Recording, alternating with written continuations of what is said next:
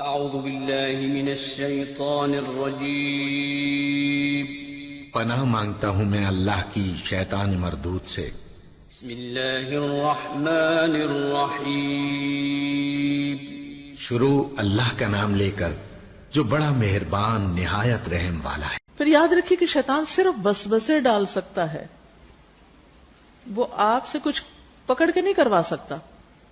ایک آدمی آپ صلی اللہ علیہ وسلم کے پاس آیا اور عرض کیا، یا رسول اللہ، ہم میں سے کوئی ایک اپنے دل میں وسوسہ پاتا ہے، ایسا وسوسہ کہ اس کو بیان کرنے سے بہتر ہے کہ جل کے کوئلہ ہو جائے انسان، یعنی اللہ کے بارے میں، نیک کاموں، نیک لوگوں کے بارے میں بری بری باتیں دل میں ڈالتا ہے۔ تو اس کے لیے کیا ہے، یہ زیادہ آسان ہے کہ وہ جل جائے انسان بنسبت اس کے کہ وہ کسی کو بتائے کہ اس کے دل میں کیا بات آئی ہے۔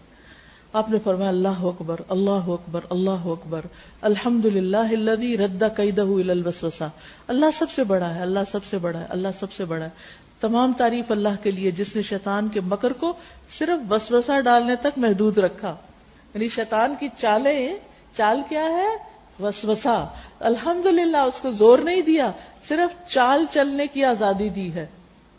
تو یہ وسوسے کا علاج بھی ہے۔ جب دل میں ایسی باتیں آ رہی ہیں تو یہ دعا پڑھے، کیونکہ بہت سے لوگ ہی شکایت کرتے ہیں کہ ہمارے دل میں طرح طرح کے وسوسے آتے ہیں، تو ان سے کیسے نجات پائیں۔ اور بہت ضروری ہے کیونکہ انسان کے دل کا چین لٹ جاتا ہے اس کی وجہ سے، اور یہ ایک مستقل بیماری بھی بن جاتی ہے۔ بعض لوگ ذہنی مریض بن جاتے ہیں، بعض لوگ کھانا پینا تک چھوڑ دیتے ہیں۔ مجھ سے کسی خاتون نے ذکر کیا کہ وہ شاید عمرہ کرنے کے لیے گئیں اور وہاں ان کو اچانک ایسے وسوسے شروع ہو گئے، اور وسوسہ کیا تھا کہ تم نے تو لازماً جہنم میں جانا ہے، یعنی اس کے دل میں ہر وقت یہی خیال آتے کہ تم نے جہنم میں جانا ہے، جہنم میں جانا ہے، اور وہ ہر وقت یہی پریشانی میں سوچتے رہتے اور اس سے باہر نہیں نکل سکتے تھے، حتیٰ کہ وہ بیمار پڑ گئی۔ اور ہوا کیا تھا، ابھی شادی ہوئی تھی اور ویزے کے شاید انتظار میں تھی کیا، تو اس نے جانا تھا۔ اس دوران خوشی خوشی عمرہ کرنے گئے اور وہاں پر جا کر ہی مصیبت شروع ہو گئی، کیونکہ یہ نہیں کہ عمرہ کرنے جائے تو شیطان پیچھے رہ جاتا ہے، وہ بھی ساتھ جاتا ہے، بلکہ اور زیادہ پیچھے لگ جاتا ہے۔ اور پھر وہ بیماری اتنی شدت پکڑی کہ انہیں ہاسپٹل میں داخل کرایا گیا، اور پھر اس کے بعد یہ کہ ہاسپٹل میں بھی وہ اسٹرانگ سے اسٹرانگ میڈیسن کے باوجود بھی سو نہیں سکتی تھی، کھا نہیں سکتی تھی، کمزور ہوتی گئی، حتیٰ کہ طلاق دے دی گئی ان۔ شوہر نے کہا میرے کام کی نہیں، ہم نہیں اس کو سنبھال سکتے، حالانکہ پورے خاندان کے مقابلے میں بہت شاندار قسم کی شادی ہوئی جسے عام زبان میں کہا جاتا ہے۔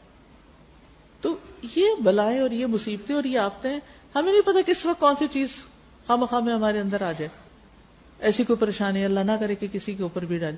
تو شیطان جو ہے یہ وسوسے ڈالتا ہے، بعض وسوسے آتے ہیں چلے جاتے ہیں، لیکن بعض تو گھر پکڑ لیتے ہیں وہاں۔ اس وقت یہ دعا پڑھنا بہت فائدے کی چیز ہے، آزما کے دیکھ لیجئے، انشاءاللہ بہت فائدہ ہوگا۔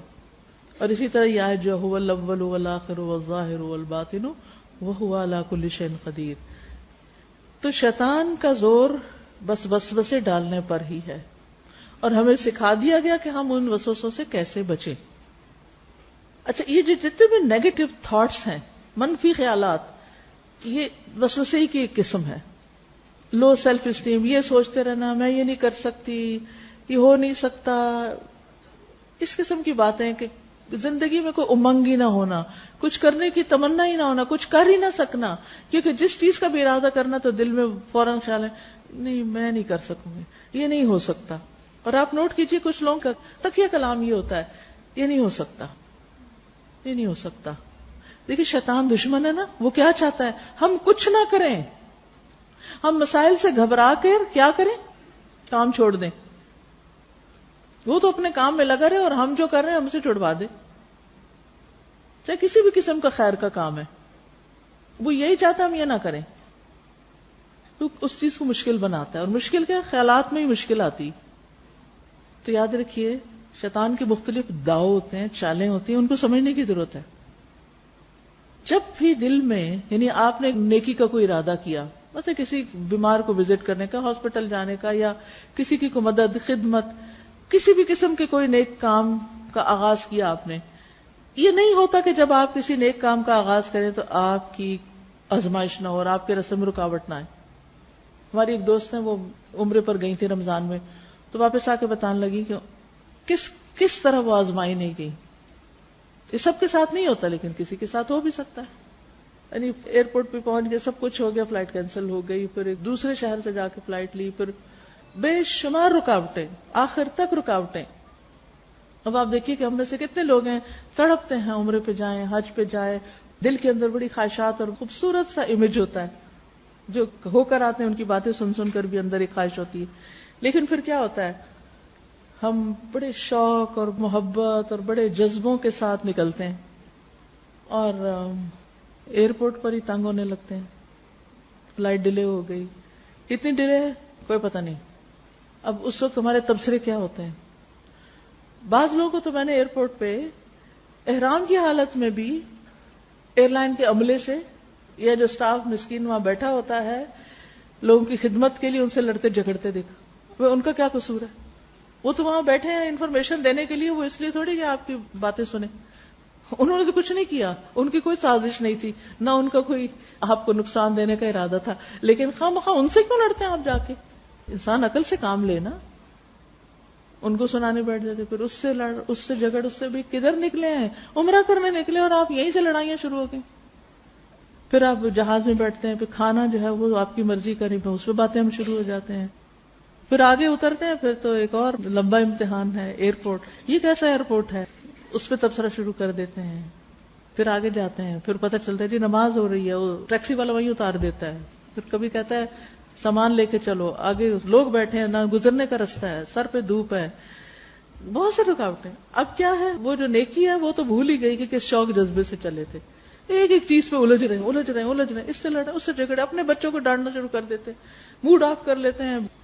کیا ہو رہا ہے بھائی, یہ کس قسم کی نیکی ہے؟ رکاوٹیں تو کسی بھی چیز میں آتی. صلح حدیبیہ کے موقع پہ رکاوٹ نہیں آئی تھی, لیکن صحابہ کس طرح چپ کر کے چلے آئے تھے. ٹھیک ہے, کچھ لوگوں نے اپنی بے چینی, بے قراری کا اظہار بھی کیا, لیکن اکثریت تو اطاعت کر رہی تھی, بیعت کی تھی, بیعت و رضوان. اسی لیے تو جنت کی بشارت دی گئی.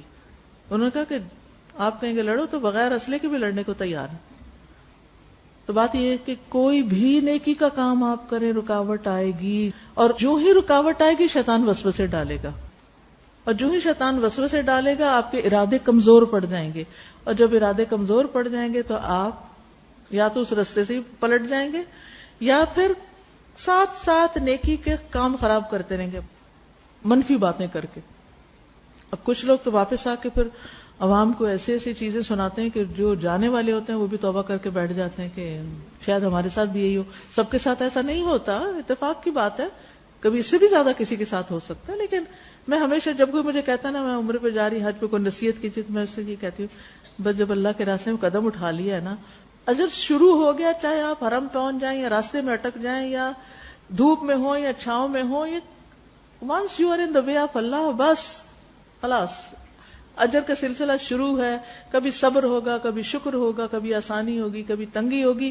بس دل میں راضی ہی رہنا, دل ٹھنڈا ہی رکھنا کہ اللہ نے بلایا تو اسی نعمت پہ شکر ادا کرتے رہنا, بس اس سے زیادہ نہیں کچھ بولنا. جب دل گھبرائے کہنا شکر ہے اللہ نے موقع تو دیا. کتنے تڑپتے ہیں نہیں جا سکتے, اللہ نے ہمیں بلایا, کیا ہوا جو تھوڑی سی رکاوٹ آ گئی. یہ تو ایک مثال ہے نا. کوئی نیکی کا کام, پڑھنے کا, پڑھانے کا, لوگوں کی خدمت کا, مدد کا, صدقہ خیرات کا, کسی کے ساتھ احسان کرنے کا, یو نیم اٹ. منفی سوچوں کو نکال باہر کریں اپنے اندر سے.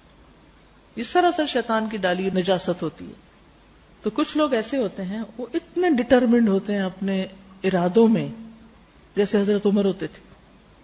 تو انہی کے بارے میں آپ نے فرمایا بے شک میں دیکھتا ہوں کہ انسانوں اور جنوں کے شیطان یقیناً عمر سے بھاگتے ہیں, لیکن شیطان کا زور کس پہ چلتا ہے؟